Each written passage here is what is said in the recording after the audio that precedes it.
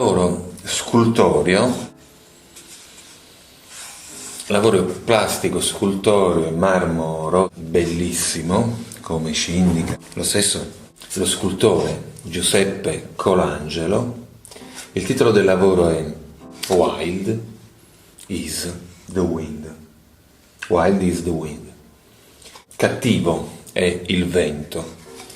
Infatti sembra che la rigidità del marmo sia domata da questa fascetta tenuta su poeticamente per un vento che soffierà su questa pietra in maniera permanente e statica nel tempo.